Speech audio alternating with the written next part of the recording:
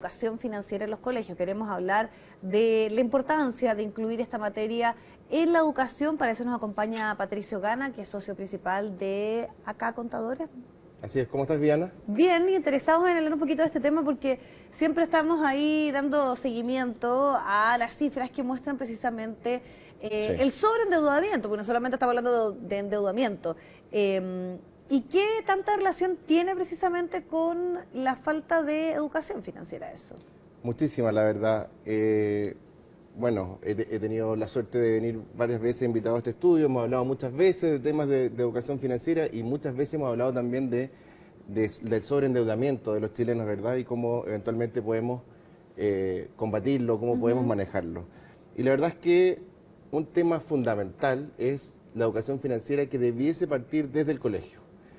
Hoy día, la verdad es que la mayoría de las noticias financieras, las personas no las entienden. Y no entender las noticias de carácter financiero implica que finalmente no entiendes el entorno finalmente en el cual estamos viviendo. Por ejemplo, ¿qué cosas tú puedes constatar de que efectivamente no se entienden y tienen una repercusión o de alguna u otra manera afectan las decisiones que uno toma? Mira, te voy a leer algunos titulares que saqué al azar hoy día antes de entrar acá y que la mayoría de la gente no entiende o no logra comprender todo el impacto. Por ejemplo, la bolsa colapsó. La bolsa chilena bajó casi 100 puntos arrastrada por los mercados globales que operan a la baja.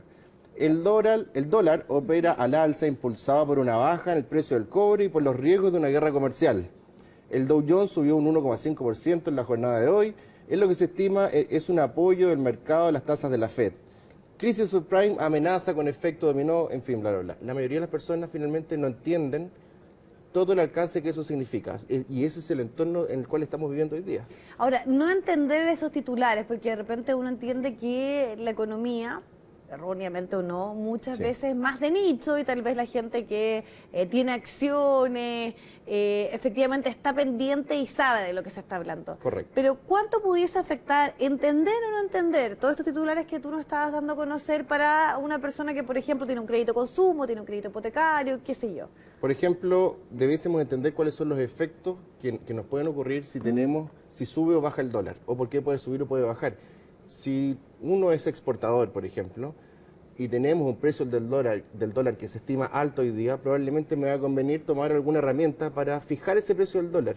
Y eso se puede hacer, ¿me entiendes? Entonces, hoy día tenemos un dólar que está cerca de los 700 pesos, pero probablemente quizás en un año más estemos en 600. Nadie tiene una bolita de cristal, ¿verdad? Y si consideramos que el precio del dólar hoy día es un buen negocio para nosotros, tenemos que asegurar ese precio del dólar. Y para eso hay herramientas. Cosas como esa. La verdad es que en el colegio tenemos que partir, por supuesto, de cosas mucho más básicas. Es la base desde donde tenemos que partir construyendo. Entonces, enseñarle a los niños que, por ejemplo, en los colegios, enseñarles de que hagan un presupuesto de los ingresos y los egresos de sus casas. Que aprendan a que, por ejemplo, ¿qué pasa si ahorran 500 pesos diarios? Que en lugar de la salida del colegio, en lugar de que se compren un dulce, ahorren esos 500 pesos todos los días. Quizás en 10 años, a la salida del colegio, si le sumamos los intereses, lo que se ahorró, ese niño va a salir con un ahorro cercano a 3 millones de pesos. Porque tenemos tasas de interés, entonces ya entendemos el concepto de tasas de interés. Hay algunos países donde, por ejemplo, los bancos precisamente tienen incentivos al ahorro.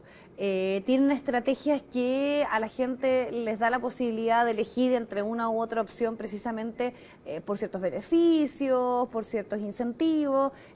Tal vez también en eso falta en nuestro país porque más allá de la educación, de lo bueno que es, de la historia del chanchito, dejar la moneda, que uno lo ha escuchado, Sí. En la práctica de repente hay dificultades también porque en los bancos más que todo está la idea de ir a buscar un crédito, etcétera, pero no tal vez de precisamente ahorrar en ellos.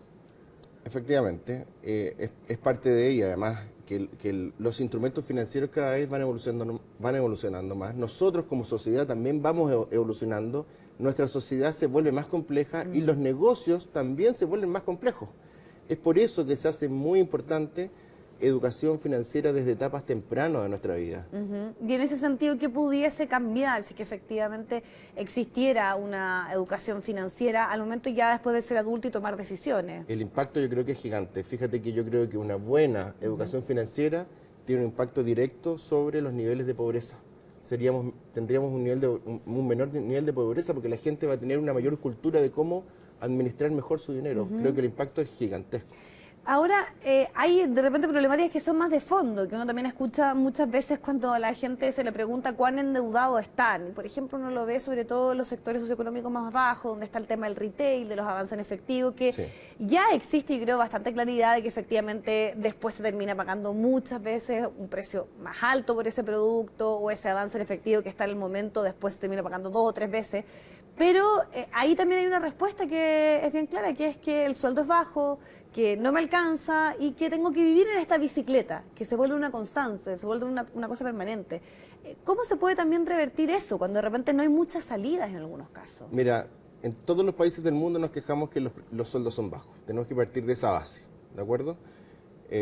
Por supuesto que para poder salir de ese círculo vicioso tenemos que pagar un poquito el costo de eso. Y ese costo es privarnos eventualmente hoy día de algo para ahorrar.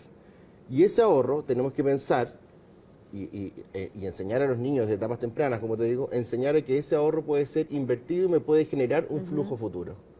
¿Me entiendes? Entonces, pensando en que esa persona cuando va a ser adulto, en lugar de comprarse un auto, quizás va a preferir comprarse algo que le genere un ingreso y que con ese ingreso pagar la cuota del auto, si los créditos no son malos. Pero, como te digo, insisto en el concepto, puedo comprarme igual el auto, pero primero voy a invertir en algo que me dé para pagar la cuota del auto. Y desde ese punto de vista el crédito termina siendo bueno y quizás terminamos con un nivel de endeudamiento dentro de todo alto, pero con un nivel de ingresos superior que me permita enfrentar esas deudas. Ahora, para ser bien precisos, por ejemplo, la incorporación dentro de la malla curricular de un colegio, esto debiese ser desde una edad bien temprana, y me imagino que eso ir incorporándolo, porque claro, de repente en los últimos años había economía, pero tal vez en la matemática, en ver cómo hacer un presupuesto, eso desde la primera infancia me imagino que puede ser ya trabajado como una materia para ser ciudadanos más responsables desde el punto de vista económico, Sí, ¿no? yo creo que sí. Yo creo que sí, se puede en etapas tempranas, con temas lúdicos, enseñarle a los niños cómo funcionan las cosas, qué es una empresa, cómo funciona un banco, para qué sirve. Empezar por último, ya desde etapas más tempranas, desde cuando los niños son más chicos, ampliar el vocabulario en cuanto a terminología financiera se trata. Perfecto. Patricia, muchísimas gracias por acompañarnos para hablar del tema. Gracias a ustedes. Muy bien. Vamos a la pausa, hacemos un alto y ya volvemos.